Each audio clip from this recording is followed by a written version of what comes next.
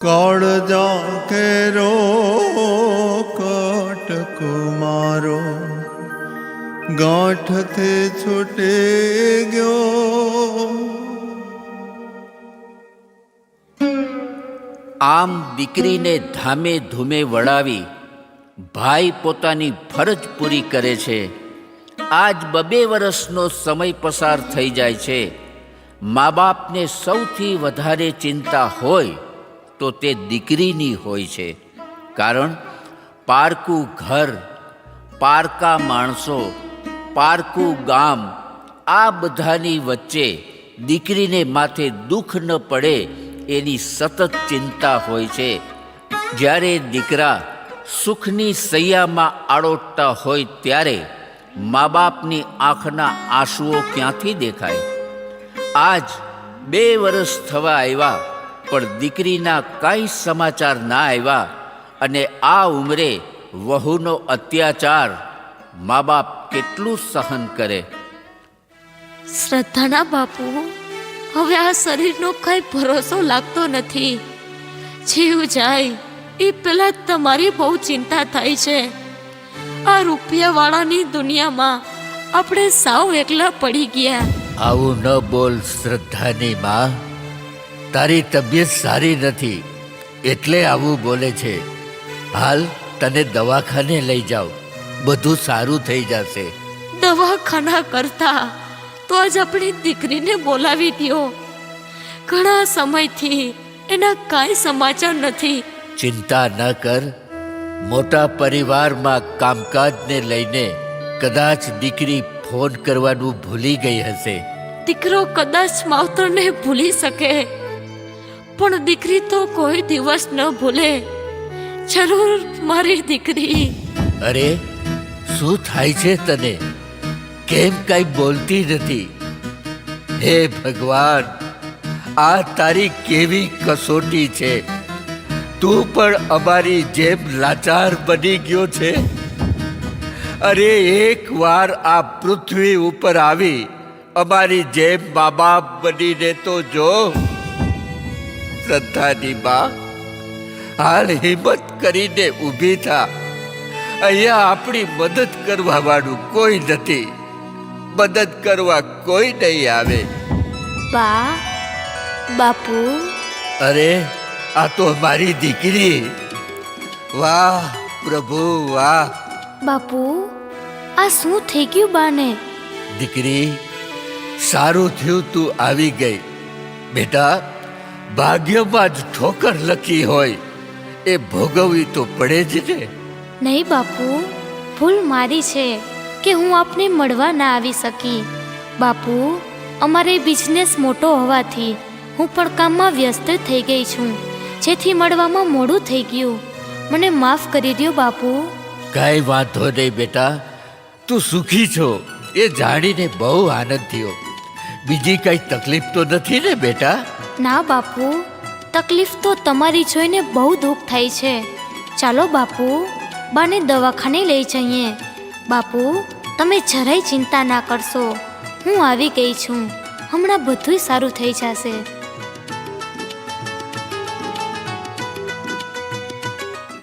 કુદરતની જ્યારે થપાટ લાગે છે ને ત્યારે સંસ્કારને વેર વિખેર કરી નાખે છે.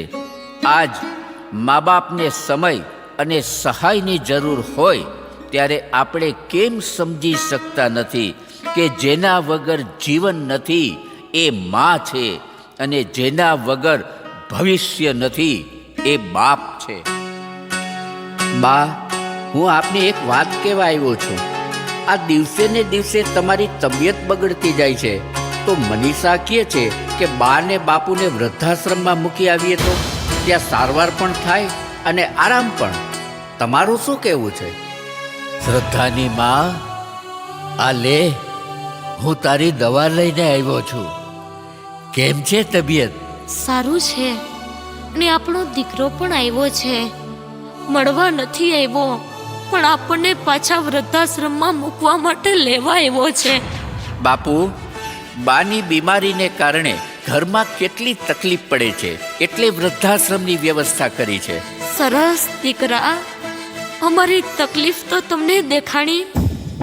બેટા, વૃદ્ધાશ્રમમાં પાછા મૂકવાતા તો પછી લઈ શું કામ આવ્યા? નાનપણમાં તારા બાપુ તને અનાથ આશ્રમમાં મૂકી આવ્યા હોત ને તો આજ અમારે આ દિવસો જોવા ના પડત. દીકરા, તમે જેમ કહેશો તેમ કરશું. બસ આ તમારી માની તબિયત થોડી સારી થઈ જાય એટલે અમે અમારી જાતે જ વયા જાશું.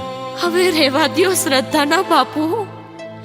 આંધળા મા બાપને દીકરા દેખાય, પણ દેખતા દીકરાને જ્યારે મા બાપ ન દેખાય ને તો માનવું કે દીકરાનો દી ફર્યો છે. વાહ દીકરા, શું ફરજ બજાવો છો? બા, સંતાનોને જન્મ આપો છો તો એને મોટા કરવાની મા બાપની ફરજ નથી? અમે અમારી ફરજ બજાવીએ જ છીએ, સમજ્યા? મહેશ, બા બાપુનો સામાન પેક કરી દીધો છે અને અત્યારે તમારા ખિસ્સામાં પૈસા હોય તો આપી દ્યો એટલે છૂટીએ આમાંથી. બસ વહુ બેટા, બસ.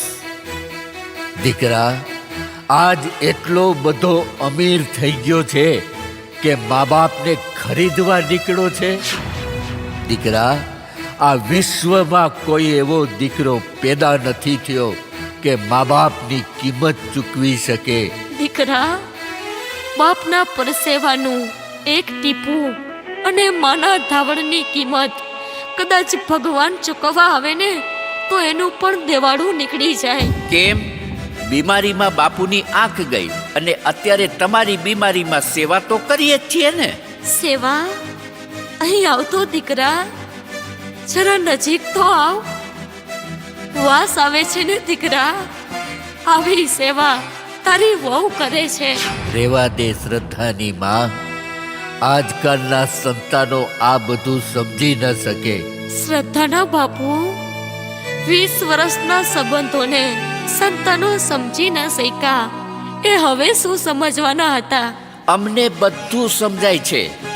એક કામ કરો, આ સહી કરેલો ચેક છે. આજ દિવસ સુધી અમારું જે કંઈ ભરણ પોષણ કર્યું છે ને એની જે કંઈ કિંમત થતી હોય તે ભરી લેજો અને હવેથી અમને હેરાન ન કરશો.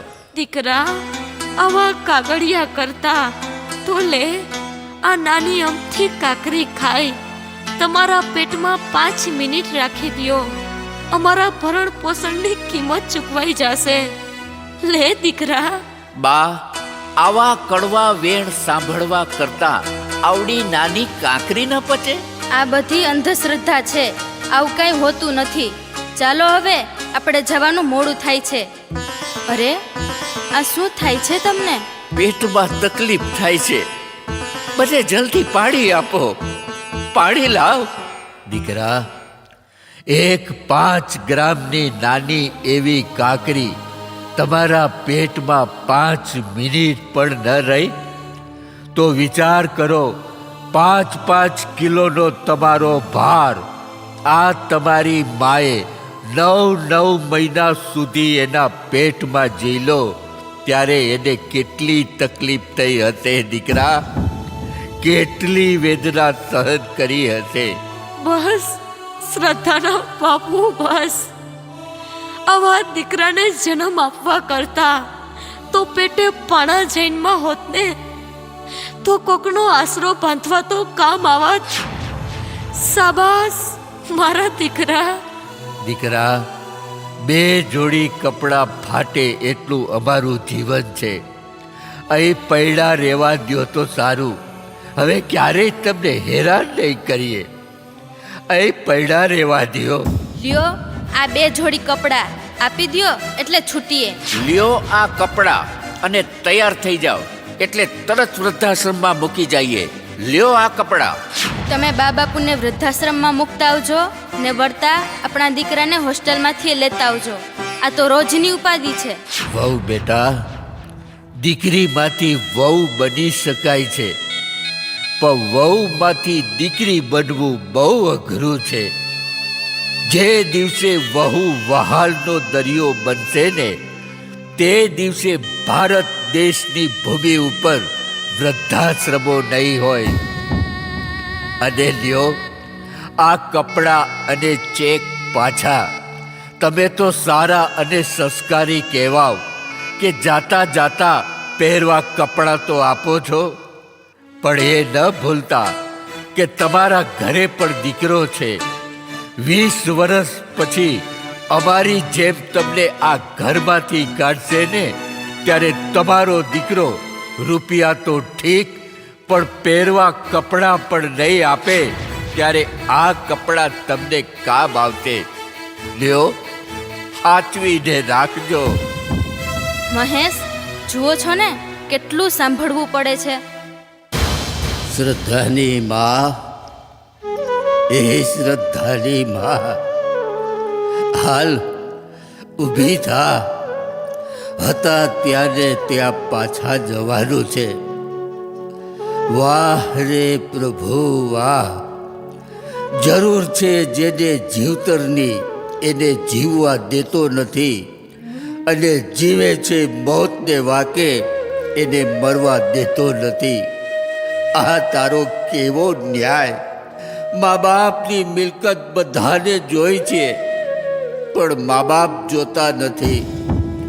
વૃદ્ધાશ્રમમાં રહેતા મા બાપને જો સુખ આપવું જ હોય તો વૃદ્ધાશ્રમ અને અનાથાશ્રમને એક કરી નાખો.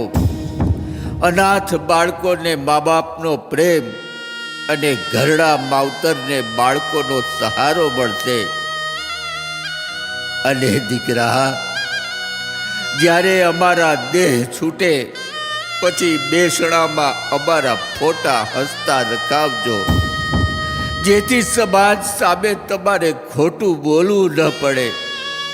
અને ક્રિયાકર્મ પાછળ સમય ન બગાડતા. પથ્થરમાં ભગવાનનું રૂપ દેખાય છે, પણ મા બાપના રૂપમાં ભગવાન દેખાતા નથી. હાલ શ્રદ્ધાની માં, હાલ હવે. હાલો હવે જલ્દી કરો અને ઉપડો અહીંયાથી. આવા ઢોંગથી હવે અમે થાકી ગયા છીએ. અને તમે શું ઊભા છો? આનો સામાન પેક કરી રાખ્યો છે, એ લઈ આવો એટલે મૂકી આવીએ વૃદ્ધાશ્રમમાં. તારી વાત સાચી છે, એમ જ કરીએ. અને તમે શું કામ અમને હેરાન કરો છો? રોજ આવા નાટક કરવા કરતાં ઝેરના ઘૂંટડા પી લેવાય, એટલે તમને અને અમને બેયને શાંતિ. વાહ દીકરા, આજ સમજાણું. આજથી 30 વર્ષ પહેલા તારો જન્મ થયો ત્યારે ગળથુથીમાં ગોળ પાણીના બદલે ઝેરના ટીપા પીવડાવી દીધા હોત ને, તો આજ અમારે આ દિવસ જોવા ન પડત. બસ શ્રદ્ધાની માં, તું આરામ કર. દીકરા, અમારા મરવાથી જો તમે સુખી થતા હોય તો અમે મરવા તૈયાર છીએ. બસ એક વાર દીકરીનું મોઢું જોઈ લઈએ, પછી હા, હવે દીકરીનું ઘર ભાંગો. એને તો સુખેથી રહેવા દ્યો. આખો દી બસ દીકરી દીકરી દીકરી. વહુ, દીકરા અને વહુને મા બાપને વૃદ્ધાશ્રમમાં મૂકતા જોયા છે, પણ આજ દિવસ સુધી કોઈ દીકરી પોતાના મા બાપને વૃદ્ધાશ્રમમાં મૂકવા ગઈ નથી. એટલે દીકરી વહાલી લાગે છે. અને જેના ઘરમાં તમારા જેવી વહુ હોય ને, એના સાસુ સસરાને ઘર છોડવાનો વારો આવે, કાં તો ઝેર ખાવાનો વારો આવે. બાપુજી! દીકરા, દીકરા, દીકરા. ભાઈ, આ તું શું કરે છે? એનું કઈ ભાન છે? બસ આજ જોવાનું બાકી હતું ને. બેન, તમારા ભાઈ કરે છે બરાબર છે, અને એવડો મોટો કાંઈ ગુનો નથી કરી નાખ્યો. દીકરી, શું થયું એ તો મને કયો. કાંઈ નહીં બાપુજી, જે થવાનું હશે એ હવે થશે. ભાઈ, ગુનો તો બાપુજીએ કર્યો છે, તારા જેવા કપાતર દીકરાને જન્મ આપીને. યાદ છે તને? તારી એક કિડની ખરાબ થઈ જતા બાએ પોતાની કિડની આપી. એના ઓપરેશનના ખર્ચ માટે બાપુએ પોતાની આંખો વેચી તારી જિંદગી બચાવી લીધી. એના ઉપર હાથ ઉપાડતા તને જરાય શરમ ના આવી? આજ તને ભાઈ કહેતા પણ શરમ આવે છે. દીકરી, આ તું શું બોલે છે? શું મારા દીકરાએ મારા ઉપર હાથ ઉપાડી લીધો તો? સારું થયું તારી માએ આ ન જોયું, નહીતર શ્રદ્ધાની માં, એ શ્રદ્ધાની માં, શ્રદ્ધાની માં, અરે રે રે, તે પણ મને દગો દીધો. આવા પરિવારમાં મને એકલો મૂકીને જાતા તારો જીવ કેમ હાયલો? બા બા બા ઊભી રે શ્રદ્ધાની માં, હું પણ તારી સાથે આવું છું. ભગવાન તમને સદાય સુખી રાખે. બાપુ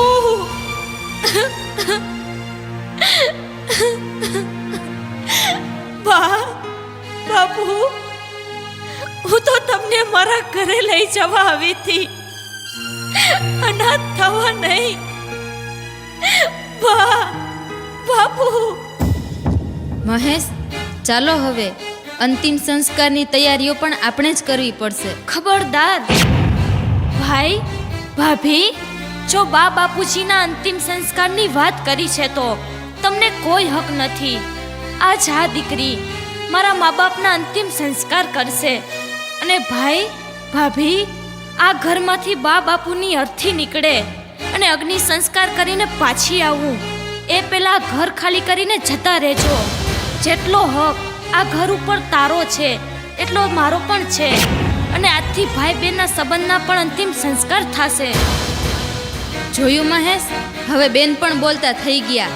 ઘરમાંથી કાઢવાની વાતો કરે છે, તમે કેમ કઈ બોલતા નથી?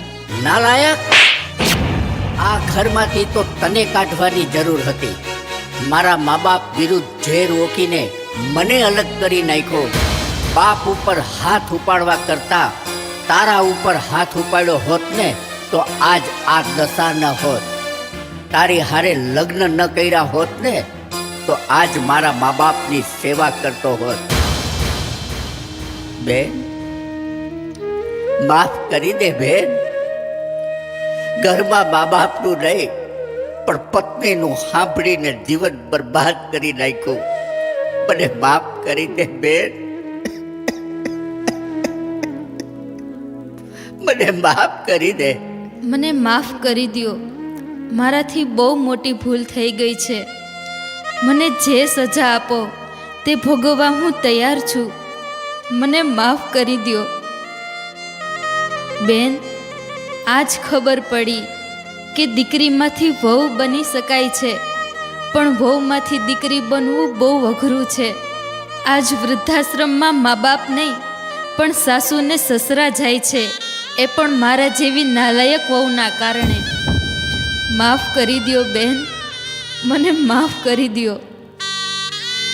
માફી માંગવી હોય તો બા બાપુ પાસે માંગો, એ તમને માફ કરી દેશે. પણ ભગવાન તમને ક્યારે માફ નહીં કરે, કારણ ભગવાનથી પણ જો કોઈ મોટું હોય ને તો એ મા બાપ છે, મા બાપ છે. ભૂલો ભલે બીજું બધું, મા બાપને ભૂલશો નહીં. અગણિત છે ઉપકાર એના, એ હવી સરસો નહીં, એ હવી સરસો નહીં. સાહેબ, આ છે મા બાપની વેદના અને દરેક ઘરની આ સમસ્યા છે. સાહેબ, આજ મા બાપ કોઈને કહી શકતા નથી, સંતાનો સાંભળી શકતા નથી. એટલે અમારી આ દીકરીઓ રોજ રાતના ઉજાગરા કરીને સમાજને બોધ આપવા માટે નીકળે. મા બાપને ભૂલશો નહીં સાહેબ. કદાચ મા બાપ ઉપર હાથ ઉપાડવાની ઈચ્છા થાય તો ઝેરના ઘૂંટડા પી અને જીવનનો અંત આણી નાખજો, બાકી મા બાપ ઉપર કોઈ દિવસ હાથ ન ઉપાડતા. ખૂબ ખૂબ ધન્યવાદ સાહેબ. અમારી આ દીકરીનો કાર્યક્રમ આપને ગમ્યો હોય તો જોરદાર તાળીઓથી એક વખત દીકરીનું સન્માન કરીએ આપણે. ખૂબ ખૂબ ધન્યવાદ, ખૂબ ખૂબ ધન્યવાદ.